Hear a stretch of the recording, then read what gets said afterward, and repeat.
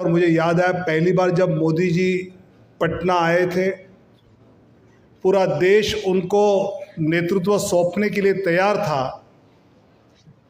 आज जैसी निकम्मी सरकार थी और उस सभा में बम ब्लास्ट हुए थे। उस समय जो सरकार थी वही सरकार अभी है, बेगूसराय में वही हो रहा है और इसको बदलने की अपेक्षा बिहार की जनता यहाँ बैठे हुए नेताओं से कर रही है। और इसलिए मुझे लगता है कि इतने साल केंद्र में सरकार में रहने के बावजूद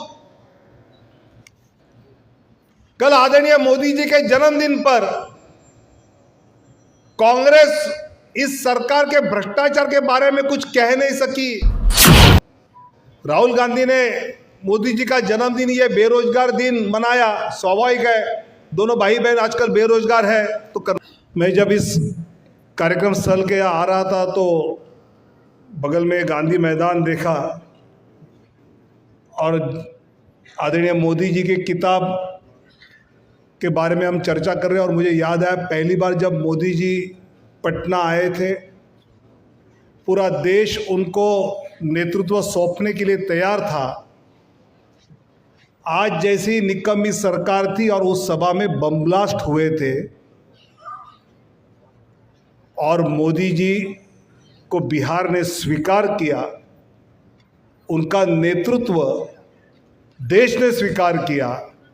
उस समय जो सरकार थी वही सरकार अभी है, बेगूसराय में वही हो रहा है और इसको बदलने की अपेक्षा बिहार की जनता यहाँ बैठे हुए नेताओं से कर रही है, यहाँ बैठे कार्यकर्ताओं से कर रही है और हम वो पक्का करेंगे, ये हम सबको विश्वास है।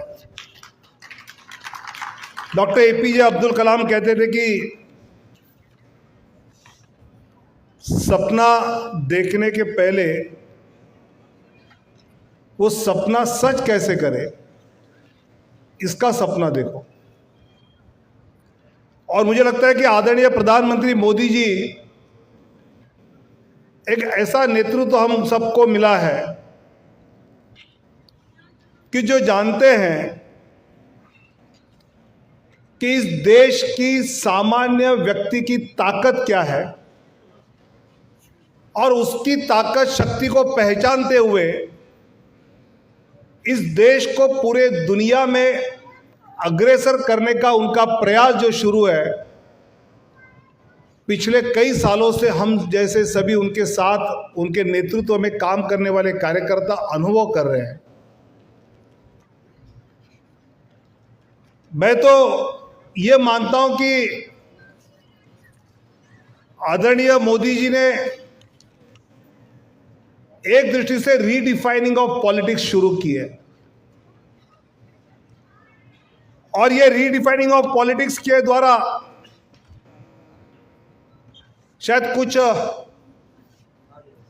उन्होंने निकष पार्टी कार्यकर्ताओं को, नेताओं को निर्देशित किए हो या कुछ ऐसे कदम भी उठाए हो कि गुजरात में मुख्यमंत्री से लेके सभी मंत्री को अभी कहा कि आप पार्टी के काम में लग जाओ और नए विधायकों को मंत्री बनाया। हम जैसे कार्यकर्ताओं को यह संदेश है कि जिंदगी भर जनप्रतिनिधि रहना, मंत्री रहना आवश्यक नहीं, जो काम पार्टी देगी वो पार्टी के लिए हमको काम करना है। ये redefining of politics Modi ji ने शुरू किया। परिवारवाद इस देश में नहीं चलेगा।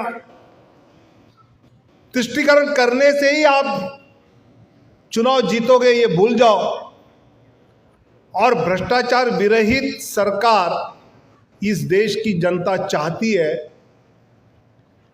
ये मुझे लगता है कि मोदी जी के कार्यकाल ने बहुत स्पष्ट रूप में बता दिया कि एक नेता उस परिवार की पार्टी, वो परिवार की पार्टी परिवार के हित में पार्टी के निर्णय करती रहेगी या किसी तुष्टीकरण को करते हुए हम वोट प्राप्त करेंगे। अनेक योजनाओं का जिक्र शुरू में किताब की जानकारी देते समय हमको बताया गया। अब उस सभी योजना में जो भारतीय जनता पार्टी कर आरोप करते हैं कि ये इन लोगों के लिए करते हैं, उनके लिए नहीं करते, जो प्रधानमंत्री आवास योजना हो, उज्ज्वला गैस योजना हो या आयुष्मान भारत योजना हो, इन सभी योजना में ये विशिष्ट धर्म का इसलिए इसको निकाल दिया, ये विशिष्ट जाति का इसलिए इसको निकाल दिया, ऐसा एक भी उदाहरण बताएं। सबका साथ सबका विकास इस कल्पना से मोदी जी ने सभी योजनाएं लागू की। किसी का तुष्टीकरण करने से देश का हित नहीं होता। सबका साथ सबका विकास होना चाहिए। और इसलिए मुझे लगता है कि इतने साल केंद्र में सरकार में रहने के बावजूद कल आदरणीय मोदी जी के जन्मदिन पर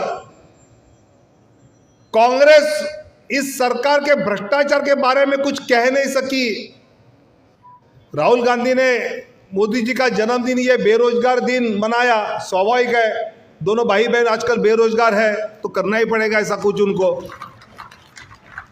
लेकिन ये इतने 2014 से इस बनी सरकार पर एक भ्रष्टाचार का आरोप नहीं। जो आरोप लगाया राफेल का वो भी गलत निकला कोर्ट में। और मुझे लगता है कि भ्रष्टाचार विरहित राजनीति ये इस देश की जनता चाहती है, ये उन्होंने बता दिया। और इसलिए मुझे लगता है कि देश के आम व्यक्ति के मन में एक स्वाभिमान पैदा किया। कभी पाकिस्तान हम पर हमला करता था, हम तुरंत वार्ता करते थे, वार्ता के दिन बंद हो गए, सर्जिकल स्ट्राइक चालू हुए। जिस भाषा में आप करोगे, हम किसी को टोकेंगे नहीं, अगर किसी ने टोका तो छोड़ेंगे नहीं, इस भाषा में उसको जवाब देना चालू किया। मुझे